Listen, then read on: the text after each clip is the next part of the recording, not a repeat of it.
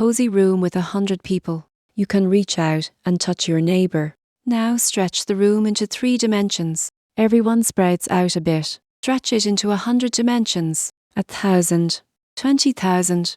The same 100 people rattle around in a vast empty space. Everyone is equally far from everyone else. The room isn't just big, it's fundamentally different. This is the curse of dimensionality, and it breaks almost every algorithm designed for low dimensions. Consider a unit square. The inscribed circle covers 78% of the area. Now a unit cube with an inscribed sphere, 52% of the volume.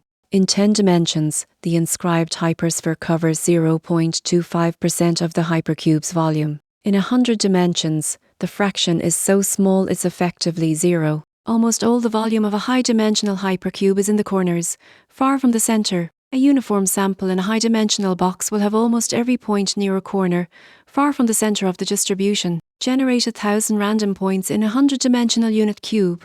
Compute all pairwise distances. Plot the histogram. The distances are tightly clustered.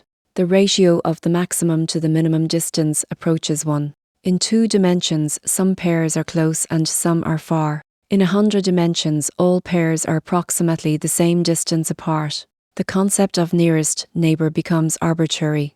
You're picking the winner of a race where everyone finishes within fractions of a second. K nearest neighbors classification assigns a new point to the class of its K closest neighbors. This works beautifully in 2 or 3 dimensions. Distances are informative, neighbors are meaningful. In 20,000 gene dimensions with 1,000 cells, all cells are approximately equidistant. N picks neighbors essentially at random. Classification accuracy drops to near chance. The sorting hat video showed King working because it was applied in PETA space, not raw gene space. Without dimensionality reduction first, Kin fails in genomics. To tile a one-dimensional interval with points spaced 0.1 apart, you need 10 points. To tile a two-dimensional square with the same spacing 100 points. 10 dimensions, 10 billion points. 20,000 dimensions, 10 to the 20,000. This is the sampling problem. With 1,000 cells in 20,000 dimensional gene space, the data is incomprehensibly sparse.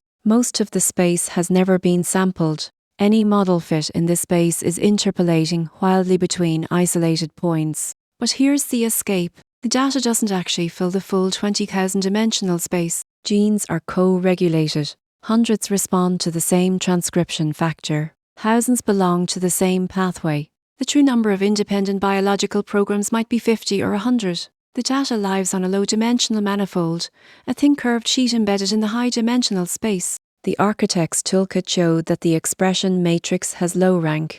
The curse applies to the ambient space. The manifold is the cure. High-dimensional volumes empty out. Distances converge. Nearest neighbors become meaningless. Sampled sparsity is exponential. But the manifold hypothesis saves biology. The data lives on a thin sheet, not in the full space. Next, how to find that sheet.